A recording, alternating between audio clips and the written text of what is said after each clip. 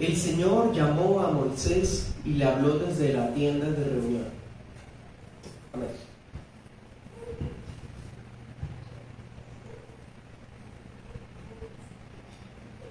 Oremos. Padre Celestial, colocamos en tus manos esta serie que comenzamos en esta mañana. Necesitamos a tu Espíritu Santo para que nos ilumine. Hay muchos detalles que nos son muy difíciles de entender en este libro, pero si tú nos guías podremos abrazar estas verdades y los principios, llevarlos a la práctica. Guíanos, Espíritu Santo, a la luz de este libro maravilloso que hace parte de las Escrituras, de tu ley, de aquello que es útil para formarnos para sabiduría y salvación. Te pedimos que perdones nuestros pecados y que tu Espíritu ilumine cada corazón, incluso podamos hallar el Evangelio en cada una de sus líneas. En Cristo Jesús. Amén.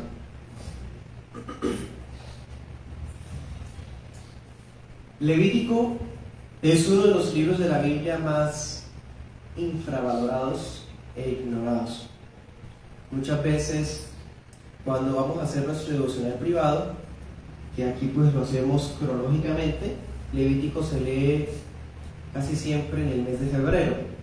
Entonces, cuando uno lee el libro de Levítico, resulta un poco tedioso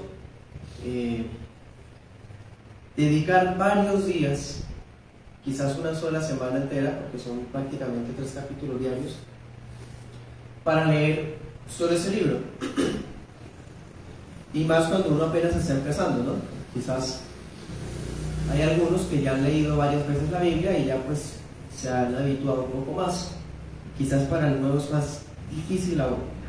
Otro detalle difícil de este libro es cuando uno lo lee en el devocional familiar. ¿Cómo hace uno para explicarle a los niños o para conversar en pareja de cosas que parecen tan arcaicas?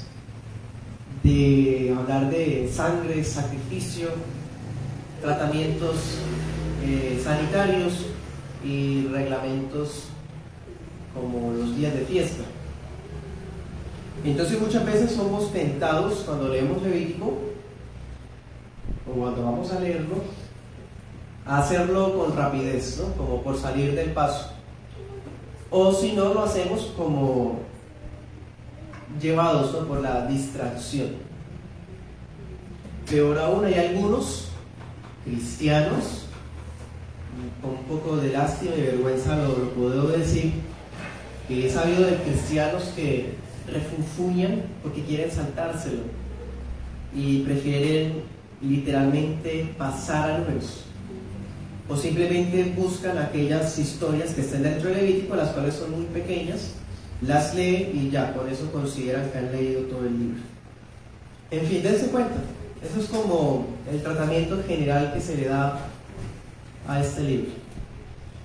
Lo que pasa es que cuando nos acercamos al Antiguo Testamento, estamos acostumbrados a ver el Antiguo Testamento como una serie de historias sorprendentes. Entonces queremos el Éxodo, queremos el desierto, queremos las guerras de Josué, de David, queremos las aventuras de los jueces, queremos los reyes, los profetas, por lo menos historias. Entonces cuando nos encontramos con reglas, principios, normas meticulosas de cómo debía llevarse a cabo las distintas formas de sacrificio, pues entonces se vuelve difícil, se vuelve como que no queremos o no estamos habituados a esto.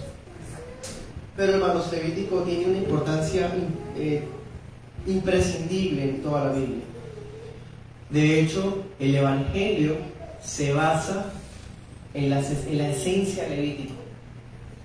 El Evangelio se basa en Levítico, en el sentido de que el cristianismo es una religión de sangre. Nosotros creemos que fue necesaria la muerte del Redentor. Con su sangre nos expió, nos redimió. Entonces, ¿eso de dónde sale? Bueno, ¿eso en dónde se estudia? ¿En dónde aparece? En Levítico. Así que Levítico tiene gran importancia aún para nuestra comprensión de todo el contexto de la Biblia e inclusive del Nuevo Testamento. Bien, vamos a estar estudiando el día de hoy en 2 puntos. Vamos a mirar el autor y la fecha de composición. Y en el punto 2 vamos a ver los temas centrales del libro y terminaremos con algunas aplicaciones. Es probable que tengamos espacio para preguntas y respuestas. Vamos a hacer lo que podamos para ver si se puede o si no, pues lo dejamos para la próxima ocasión. ¿Listos? Comencemos. Primer punto: autor y fecha de composición. Vamos a Levítico 10:11.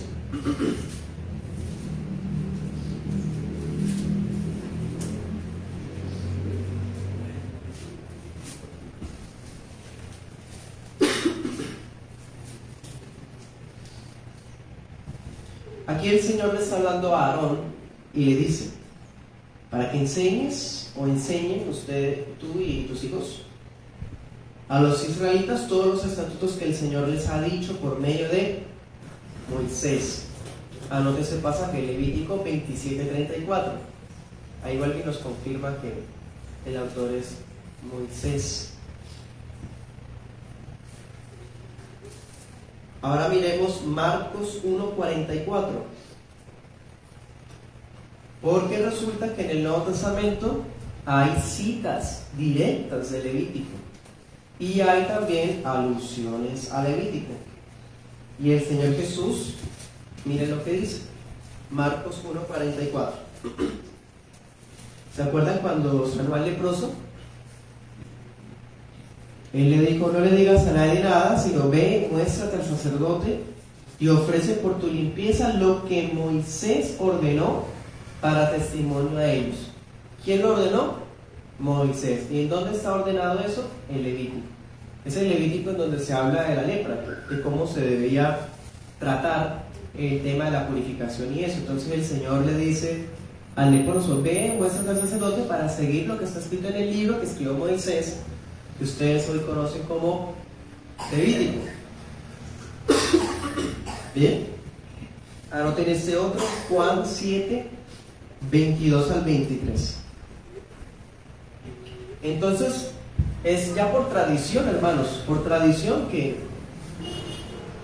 y por convicción que el escritor de Levítico es Moisés. Pero en el siglo XX surgió una escuela crítica que empezó a decir que el Levítico fue un libro escrito en el periodo posexílico y no fue Moisés el que lo escribió. Pero los argumentos que ofrecen siempre son caprichosos, subjetivos, y preferimos abrazar lo que escrito está: Moisés y punto. Bien, además acabamos Éxodo y ahora con Levítico, y uno lee estos libros de seguido y encajan perfecto. De hecho, ¿qué acabamos de ver la semana pasada? El tabernáculo se levantó, ¿cierto? El Dios viene y mora ahí. Y en el 1:1 de Levítico dice que el Señor le habló desde el tabernáculo. O sea, hay una conexión lógica, cronológica, entre uno y otro libro, como si fueran el tomo 2. ¿Sí? Y si partimos que eso lo escribió Moisés, pues también deducimos que lo escribió Moisés a Levítico. ¿Cuándo se habría escrito el libro? Bueno, en Éxodo 40:37 dice, ¿se acuerdan que si la nube no se alzaba, ellos no seguían el camino? Deducimos que Levítico habría sido escrito durante la estadía de Israel en el Sinaí. Es decir, la nube se demoró en levantarse algún tiempo. Y en ese tiempo, Moisés recibía la revelación de Levítico. Bien. En ese sentido, se habría escrito en el siglo XV a.C., alrededor de 1443 años antes de Cristo. Porque si el Éxodo fue en el 1445, Levítico se habría escrito más o menos 2 años después del Éxodo. Entonces, por eso lo decimos que 1443. Hay otros que ofrecen otras fechas, algunos piensan que fue en el 1406, otros que fue en el siglo XIII, antes de Cristo, en fin. Pero esa que les menciono de primero es como la más lógica o aceptada.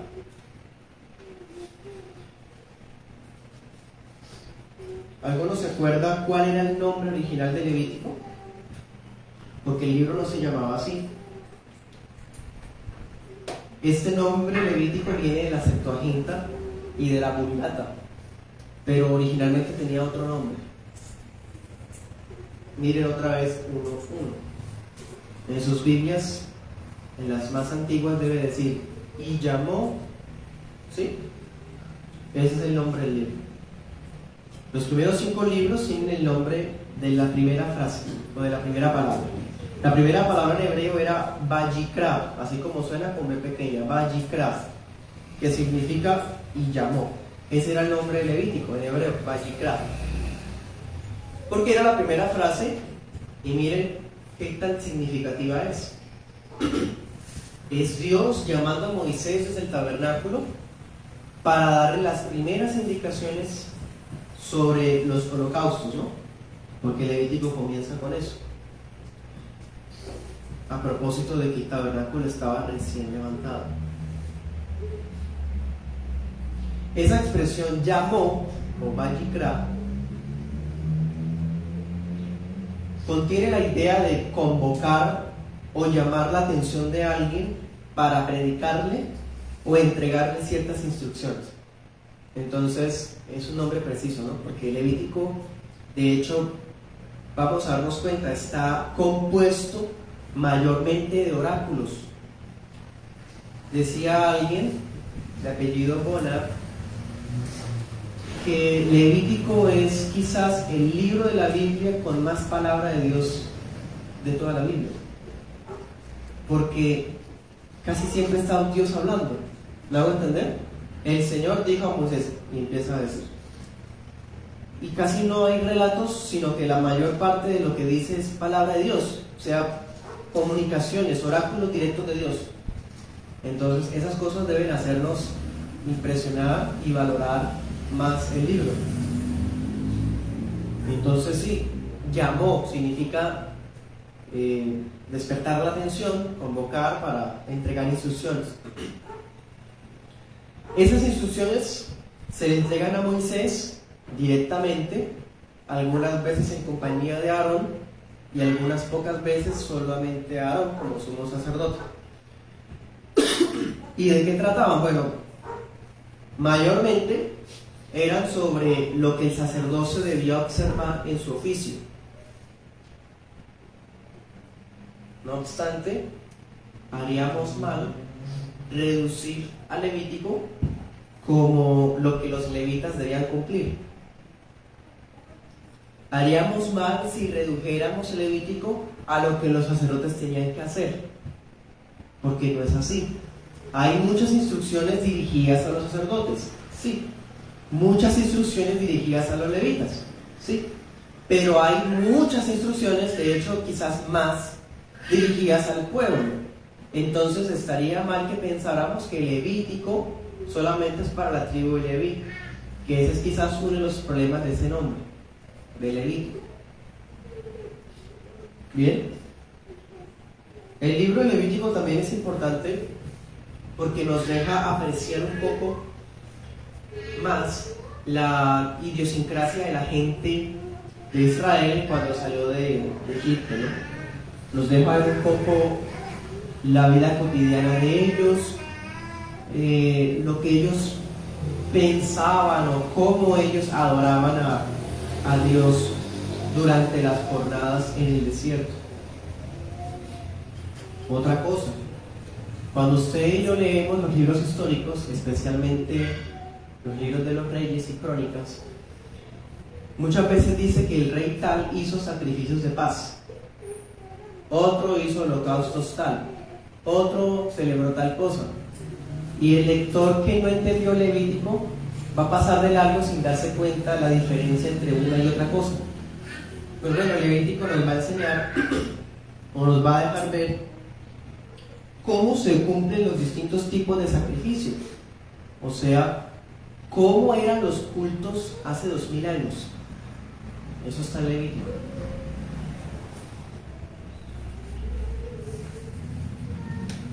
Cómo se celebraban los cultos hace 2000 años. De hecho, cuando el Señor Jesús estaba aquí y los apóstoles vivían, todavía seguía celebrándose el culto a la luz de Levítico. Levítico también incluye reglamentaciones sanitarias, éticas y morales dirigidas al pueblo. Y de hecho ustedes van a ver que tienen algunas advertencias muy fuertes. Decía que si alguien no acata, será cortado, ¿se acuerdan? Eliminado o sacado de la congregación. Entonces no es un libro solo para Leví, es un libro dirigido a todas las 12 tribus. Bien, y pues por lógica también a todo el pueblo de Dios.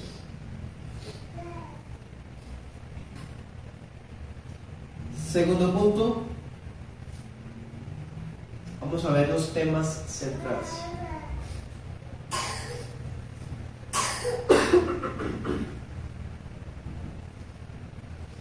Temas centrales.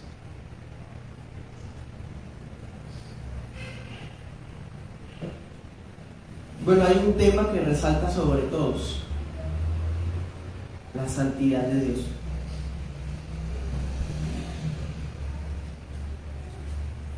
Por eso es que el libro está lleno de estándares de pureza y de orden. La santidad de Dios salta a la vista. Está escrito en palabras con relieve. Hay unas palabras que se repiten muchísimas veces, por ejemplo la palabra ofrenda, la palabra sangre, aparece muchísimas veces. Todo lo relacionado con pureza. O sea, el libro era como una especie de segundo código nacional.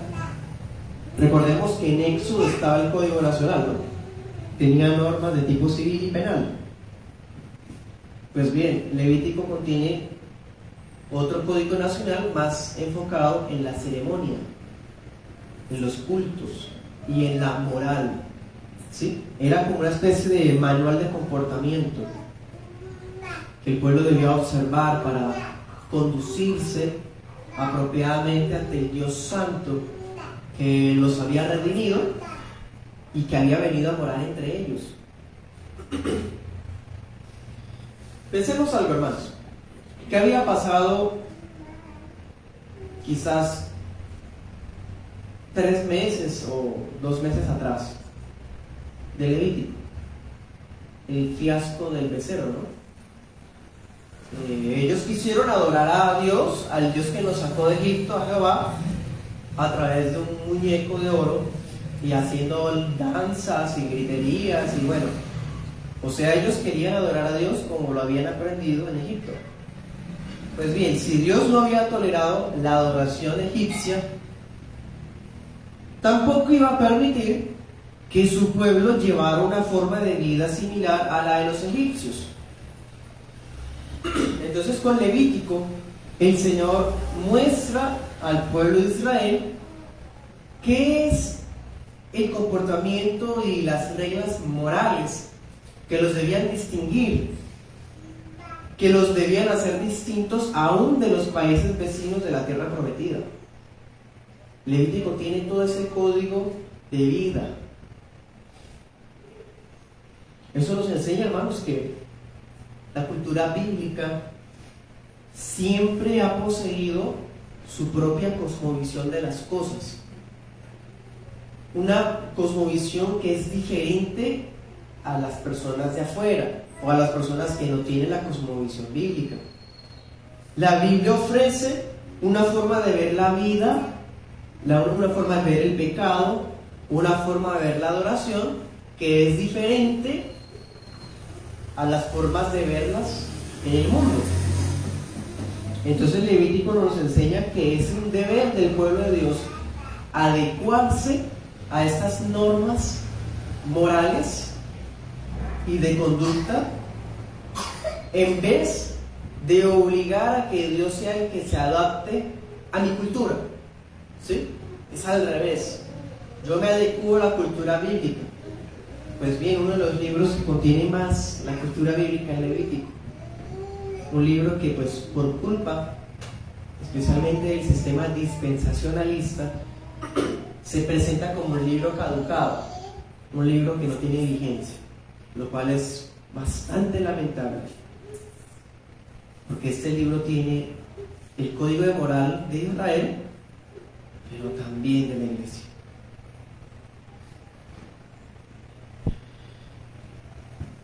Bueno, si usted tiene su Biblia ahí, puede echar un vistazo a los capítulos.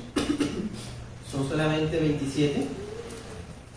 Y si vemos un panorama como si viéramos desde arriba, un mapa de Levítico, un panorama, veríamos que el libro está dividido en dos, desde el capítulo 1 hasta el capítulo 17, que es la primera parte. Y dense cuenta, miren el 1. Dice, ley de los holocaustos, ¿no? Y si usted mira el 17, dice, más leyes sobre sacrificios. O sea, esta primera parte del libro, ¿de qué va a tratar? De sacrificios, claramente. Va a cubrir lo relativo a los tipos de ofrendas, lo que los sacerdotes debían cumplir en el tabernáculo. Nos va a hablar de la ordenación de Aarón y de sus hijos, la cual ya estudiamos, de las primeras labores ministeriales que ellos hicieron. Esa primera parte nos va a dar el código de pureza. En esa primera parte están las normas sanitarias, la dieta alimenticia, cómo se trataba la lepra. Sí, o sea, dense cuenta, la primera parte del libro tiene aspectos sobre pureza, sobre los rituales. Vemos la solemnidad del día de la expiación, que también ya la estudiamos, y varios lineamientos sobre sacrificios. La segunda parte va desde el 18 hasta el 27. Y en esa segunda parte, si usted le echa un vistazo a los capítulos, va a darse cuenta que tiene normas de ética. La primera se enfoca en ceremonias y pureza, y la segunda se enfoca en aspectos morales.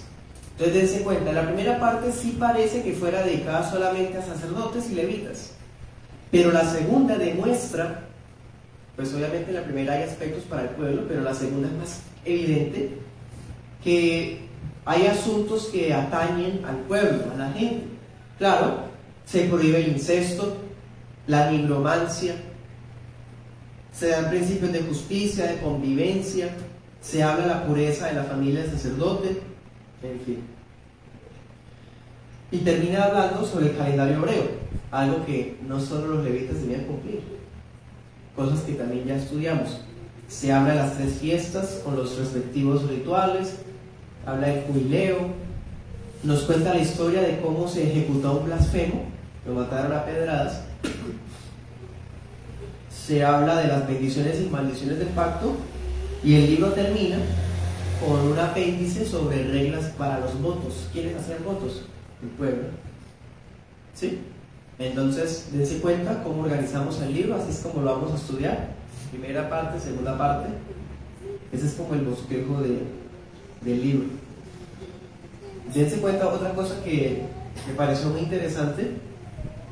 En la primera parte, que se habla de leyes sobre sacrificio, sobre pureza, hay una fiesta. ¿Cuál era la fiesta que les dije ahorita? El día de la expiación. O sea, en la primera parte resalta el Yom Kippur, ¿sí?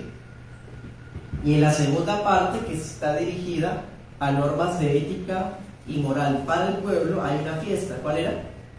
O una celebración, el jubileo. O sea, la fiesta sirve como una especie de temática que interconecta ambas partes del libro. Y precisamente por eso es que el Levítico tuvo que ser un libro aparte, porque tiene la esencia de un libro independiente, ¿sí? Obviamente visto como un tomo 3, ¿no? Ya pues en Génesis y Éxodo son los otros.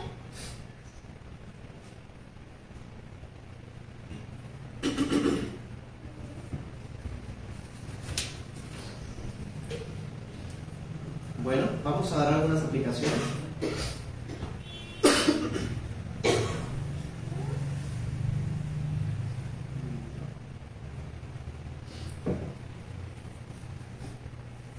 Vamos a dar unas 3 aplicaciones.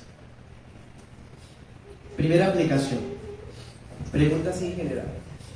¿Por qué eran tan importantes los sacrificios en el Antiguo Testamento? ¿Por qué? Hoy día lo más parecido a sacrificios son las penitencias que tienen que cumplir algunas religiones. Pero hoy día ya no se hacen sacrificios. Quizás la santería es la única que sigue haciendo ese tipo de cosas. O algunas religiones orientales. Pero entonces, si ese tema es tan esencial en toda la Biblia, ¿por qué era tan importante? Hermanos, esto es básico. Porque desde la caída de Adán, los sacrificios fueron el medio instituido por Dios para que el pecador pudiera acercarse a Él. Solamente a través de un sacrificio, o sea, que una víctima inocente muriera en lugar del pecador culpable, solamente así el pecador podía ser perdonado, tener comunión con Dios y poder adorarlo. No hay perdón, no hay comunión, ni hay adoración sin sacrificio. Y los cristianos, pues, como no se hacen ese tipo de rituales, parece que no tuviera sentido para los días de hoy, pero sí lo tiene, porque prácticamente es como si se siguiera haciendo, en el sentido de que nuestra religión está sustentada sobre un sacrificio,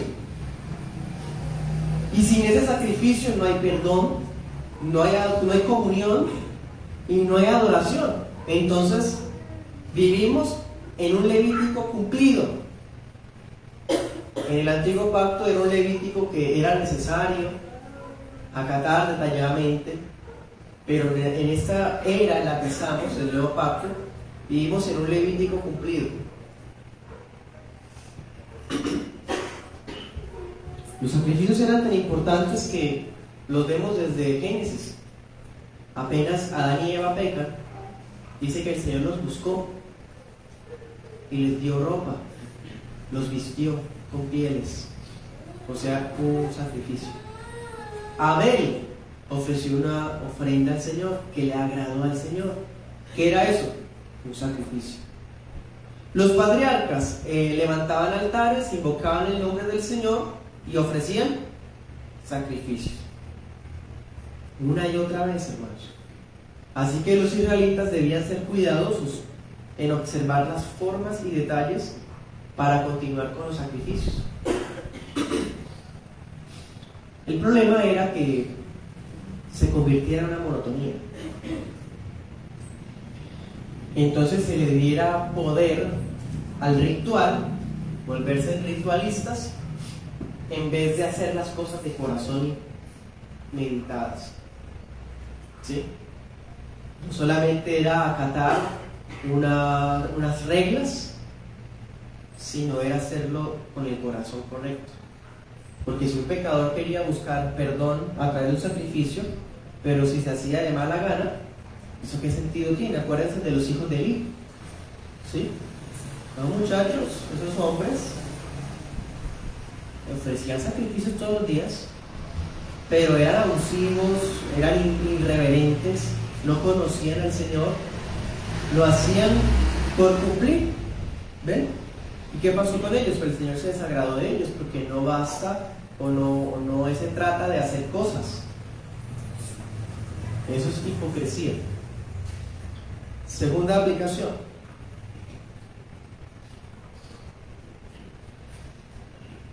La sangre y la pureza son dos temas fundamentales dentro del libro que están dirigidos a despertar el temor de Jehová en la gente. Claro, la santidad de Dios es asombrosa. Se necesitó los materiales más finos y pulcros perfectamente elaborados para crear una tienda de campaña, o un campamento, o un tabernáculo sagrado, en donde vino a habitar una nube de fuego que derrotó al imperio más poderoso de ese entonces. Ahí estaba el Señor.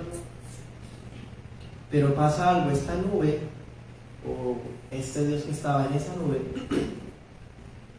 no solo tiene una santidad asombrosa que los puso a temblar de miedo cuando les hablaba, sino que es una santidad mortal. La santidad de Dios es mortal. Y precisamente es por eso que es el atributo más terrible de Dios. Algunos piensan que el atributo más terrible de Dios es la ira o la justicia. No, hermano, es la santidad. De hecho, la justicia y la ira se basan en la santidad.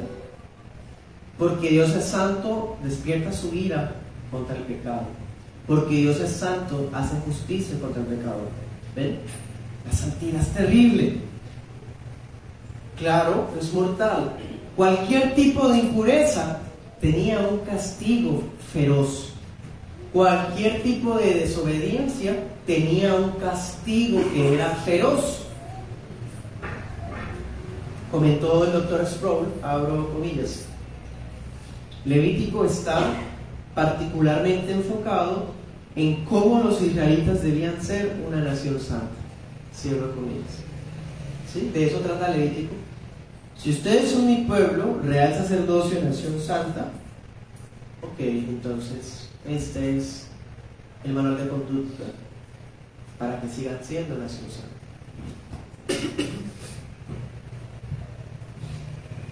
Tercera aplicación.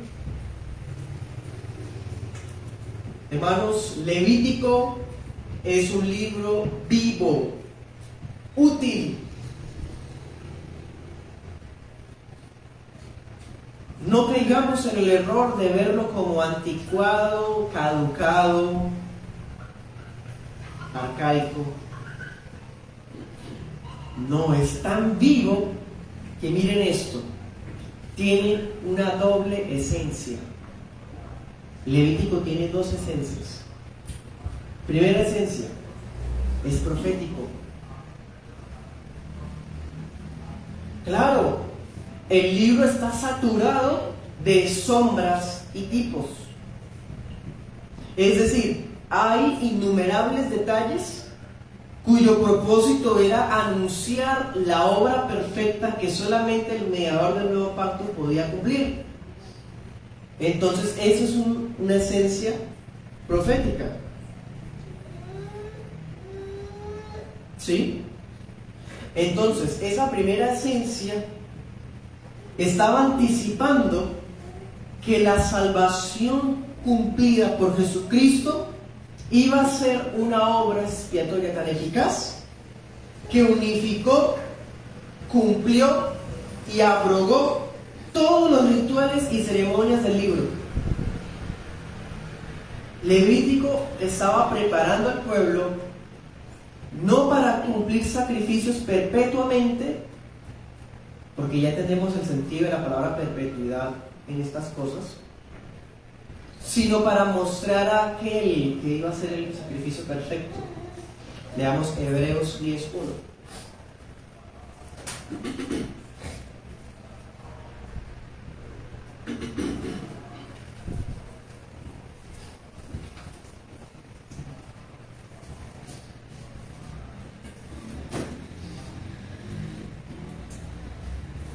Y a propósito, esto nos muestra que estudiar Levítico a la luz de Hebreos, hermanos, es estupendo. Es lo mejor que podríamos hacer. Por eso, ¿saben? Cuando terminemos Pedro, vamos a seguir con Hebreos. A propósito de que estaremos estudiando Levítico. Porque hay una conexión. Dice, ya que la ley solo tiene la sombra de los bienes futuros y no la forma misma de las cosas, nunca puede, por los mismos sacrificios que ellos ofrecen continuamente año tras año, hacer perfectos a los que se acercan. Bueno, ahí está. La ley de Levítico era sombra de un bien futuro que ya llegó, Cristo. Levítico contiene sacrificios que no podían perfeccionar a nadie, pero ese sacrificio perfecto ya llegó. O sea, esa es la esencia profética del libro. Y la segunda esencia que tiene el libro es una esencia moral. Moral.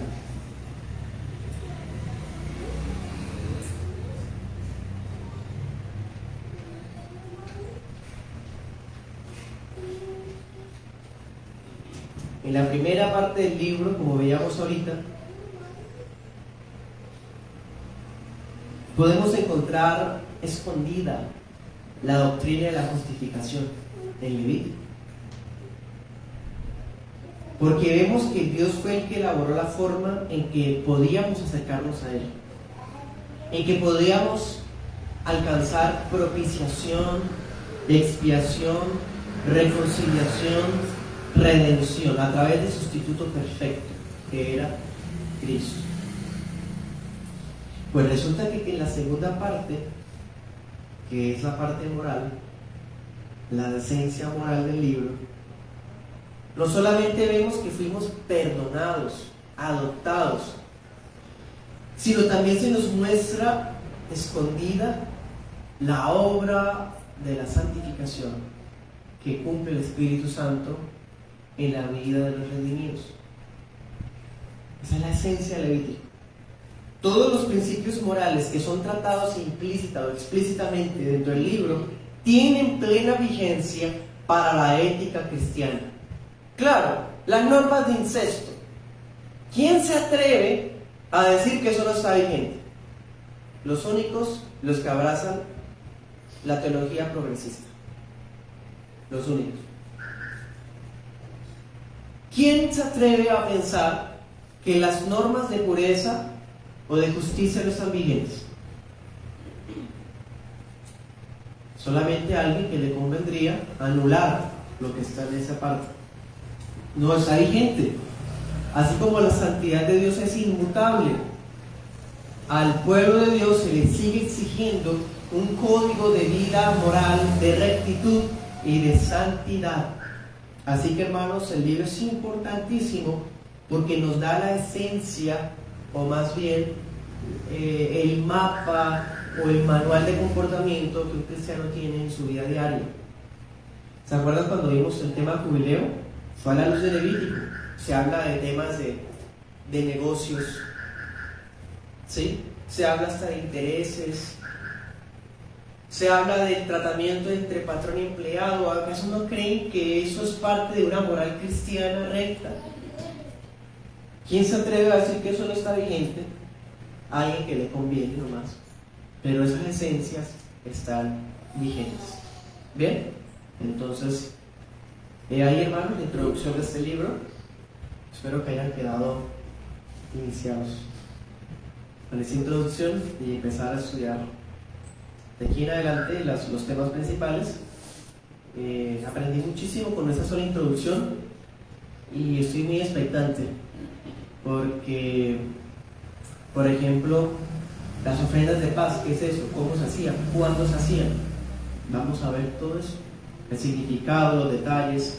Así como estudiamos el tabernáculo y las fiestas judías, esperamos estudiar cada tipo de ofrenda, cada tipo de regla moral, en fin.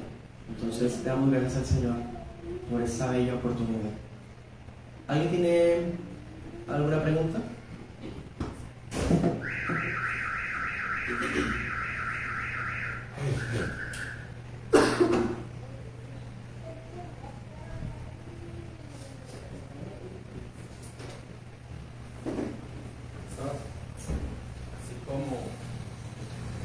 Así como digamos, como vamos a ver en Levítico, se les pedía al pueblo de Israel hacer ofrendas para poder obtener perdón y esas cosas, poder incluso dar adoración a Dios, ahora, en la actualidad, sabemos que Cristo cumplió esto, pero por ejemplo, veo que en los ayunos se podría quería ver algo parecido sobre eso, de que nosotros directamente ofrecemos como un sacrificio en cuanto a cosas de alimentos y demás para poder estar dispuestos para la adoración al Señor y otras cosas demás. En la vida cotidiana actualmente, comúnmente, podríamos decir que también para poder adorar al Señor y servir y demás, ¿cómo podemos ver ese sacrificio de parte de nosotros? Recientemente vimos una enseñanza en Primera de Pedro. Veíamos que hemos sido llamados como sacerdotes para ofrecer sacrificios de alabanza agradables al Señor.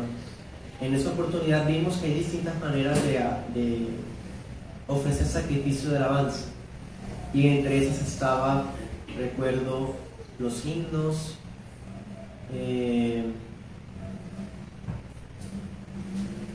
mantenimiento financiero del ministro, bueno, entre otros. En Primera de Pedro se trata un poco el tema, pero la forma como nosotros hoy hacemos sacrificios está en el Nuevo Testamento disperso.